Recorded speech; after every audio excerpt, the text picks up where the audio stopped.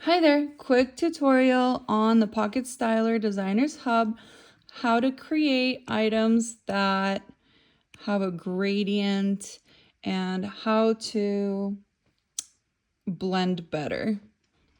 So it's loading right now. I am using, if you can see, it is a Wacom board, $35 on Amazon if you're in the US. Let's zoom in here. I'm going to just expand this shirt a little bit, actually, just to make it longer and larger, just to kind of show off the gradient more. It doesn't have to be perfect. This is just for a tutorial. So normally I wouldn't make, this shape of a t-shirt, but who cares, right? Okay, so we're gonna go right in, grab our brush. I usually like to put it on top of the fabric here and make it pretty large.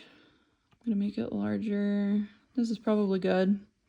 And then you want to reduce the hardness all the way, reduce the flow, and play around with the opacity. You're gonna pick two colors, and it works best usually if you have, adjacent colors on the color wheel.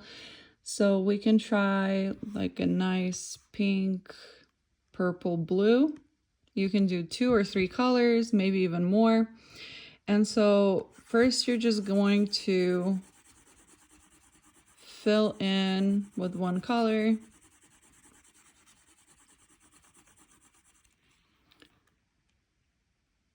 Actually, let's reduce the shadow as well, because we can always add it later. But while you're working, anytime I create anything, I just reduce the shadow to begin with, as it's completely unnecessary to have the shadow there. Okay. All right, so then we're gonna go in with the purple.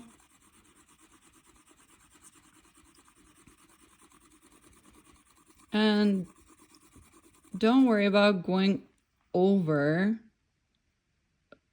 the sides of the shirt or whatever item you're working on, because it really doesn't matter. And I'll show you why in just a moment. You can fill in the whole area.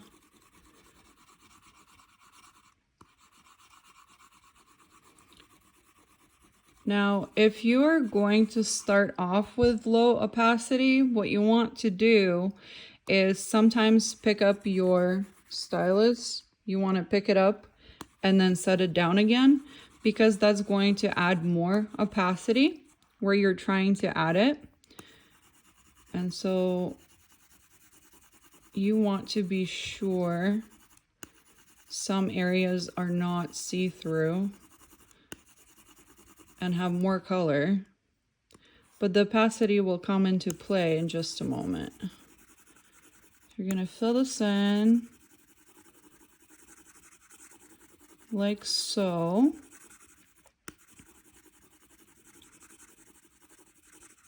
Okay. What you're gonna do next is you're gonna just have to play around with reducing the flow.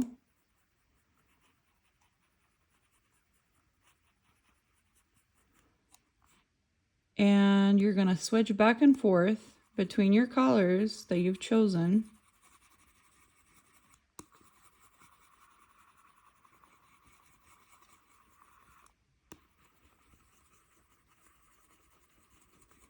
See how that already looks a little bit more blended than before? Let's reduce the opacity just a little bit and do some more of that again. Switch the colors. Oops, sorry about that. Switch the colors.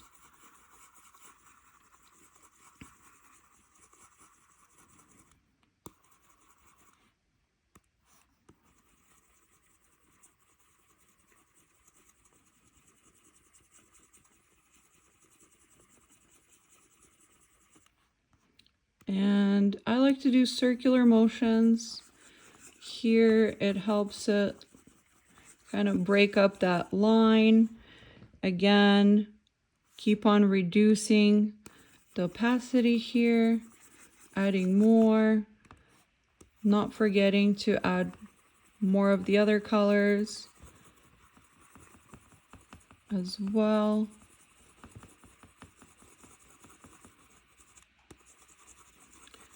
And so you can keep going to make it a little bit more perfect, but just for sake of making this tutorial very quick, I'm gonna go ahead and save it like this.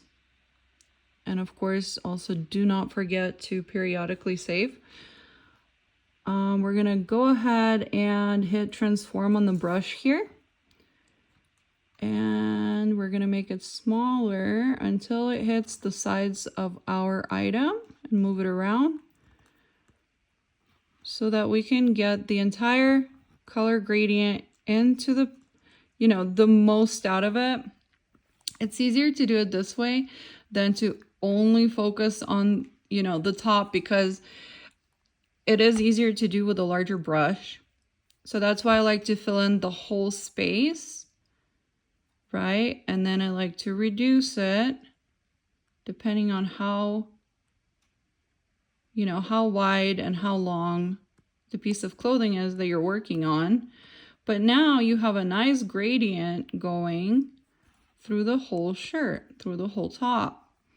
And so, yeah, don't worry about going over these sides here, because you can always do the transformation of the brush, make it smaller, move it around. You can even, you know, reduce it like this. Okay, and then add some trim over here. And so, yeah, there you go.